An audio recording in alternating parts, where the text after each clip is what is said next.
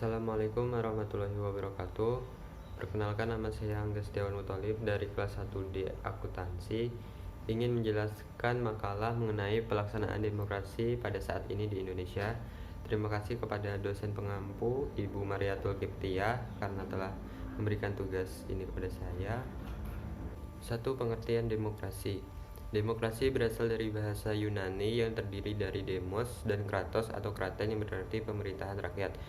Umumnya demokrasi merupakan sebuah bentuk pemerintahan yang seluruh rakyatnya memiliki kesetaraan hak dalam keputusan yang dapat mempengaruhi kehidupan warga negara. Seperti pada asas demokrasi, yaitu sesuatu yang berasal dari rakyat, oleh rakyat, dan untuk rakyat. 2. Macam-macam demokrasi. Macam-macam demokrasi bisa dilihat dari fokus perhatiannya dan penyaluran kehendak rakyatnya. Yang pertama, demokrasi berlandaskan fokus perhatian.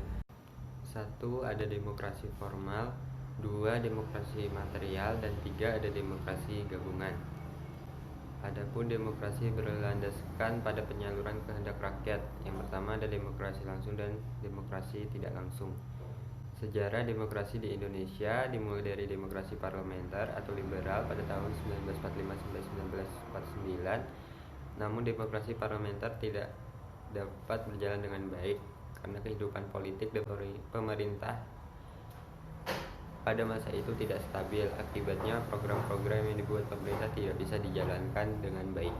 Akhirnya demokrasi ini terakhir secara yuridis pada 5 Juli 1959 bersamaan dengan pemberlakuan kembali Undang-Undang 1945. Yang kedua adalah demokrasi terpimpin. Pada tanggal 22 April 1959, Presiden Soekarno memberikan amanat kepada konstituante tentang pokok-pokok demokrasi terpimpin. Ada 5 pokok demokrasi terpimpin, diantaranya: yang pertama, demokrasi terpimpin bukanlah diktator. Demokrasi terpimpin cocok dengan kepribadian dan dasar hidup bangsa Indonesia. Yang ketiga, demokrasi terpimpin berarti demokrasi di segala persoalan kenegaraan dan kemasyarakatan, meliputi politik, sosial, dan ekonomi. Yang keempat, inti daripada pimpinan dalam demokrasi terpimpin adalah permusyawaratan yang dipimpin oleh hikmat kebijaksanaan. 5. Pada demokrasi terpimpin, oposisi diharuskan dapat melahirkan pendapat yang sehat dan membangun. Kalau dilihat dari beberapa poin di atas, demokrasi terpimpin tidaklah bertentangan dengan Pancasila dan Undang-Undang 1945. Akan tetapi, konsep-konsep tersebut tidak direalisasikan sebagaimana mestinya, sehingga demokrasi terpimpin seringkali menyimpang dari nilai-nilai Pancasila dan Undang-Undang 1945 serta budaya bangsa Indonesia. Yang ketiga, demokrasi Pancasila pada era Orde Baru. Demokrasi Pancasila lahir atas berbagai bentuk permasalahan yang dialami bangsa Indonesia selama berlakukannya demokrasi parlementer dan demokrasi terpimpin. Demokrasi Pancasila itu pangkalnya adalah kekeluargaan dan gotong royong. Akan tetapi dalam praktiknya, demokrasi Pancasila pada masa Orde Baru ini banyak menyimpang dari prinsip demokrasi Pancasila itu sendiri. Pelanggaran demokrasi di era Orde Baru yaitu penyelenggaraan pemilu tidak jujur dan tidak adil, kurangnya jaminan kebebasan mengemukakan pendapat, pemberedelan sejumlah media yang mengkritik pemerintah, kriminalisasi terhadap individu maupun kelompok yang tidak sependapat dengan pemerintah, maraknya praktik KKN, pengekangan diskusi-diskusi kampus, sistem kepartaian yang berat sebelah dan tidak otonom, dan yang terakhir penculikan dan penghilangan paksa sejumlah aktivis. Demokrasi Pancasila pada era reformasi. Perbedaan demokrasi Pancasila pada era reformasi dengan Orde Baru terletak pada aturan pelaksanaannya. Kalau kita lihat pada peraturan perundang-undangan dan praktik pelaksanaannya, banyak perubahan yang terjadi, antara lain pemilihan umum yang lebih demokratis, lembaga demokrasi lebih berfungsi, mewujudkan kehidupan yang lebih demokratis seperti halnya peraturan yang dijalankan serta hukum, memaknai demokrasi Pancasila sebagai nilai-nilai budaya politik yang mempengaruhi sikap hidup politik pendukungnya.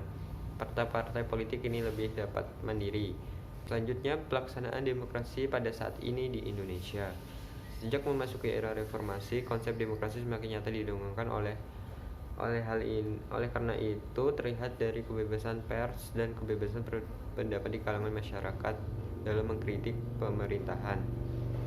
Dicabutnya larangan ekspresi budaya Tionghoa oleh Presiden Republik Indonesia keempat Abdurrahman Wahid menandakan bahwa prinsip demokrasi Pancasila masih diminati oleh bangsa ini. Namun di sisi lain, era reformasi juga membawa dilema untuk bangsa ini. Salah satunya adalah karena kebebasan berpendapat kerap disalahgunakan sebagai penegasan terhadap identitas kelompok tertentu atas nama mayoritas. Hal ini tentunya menjadi permasalahan tersendiri bagi bangsa ini dan secara potensial dapat mencederai hakikat demokrasi Pancasila. Sebagai contohnya, banyak kita temukan konflik berbasis perbedaan agama dan budaya terjadi di masyarakat. Maraknya ujaran kebencian terhadap kelompok minoritas serta bermunculnya ideologi intoleran dan kejahatan terorisme.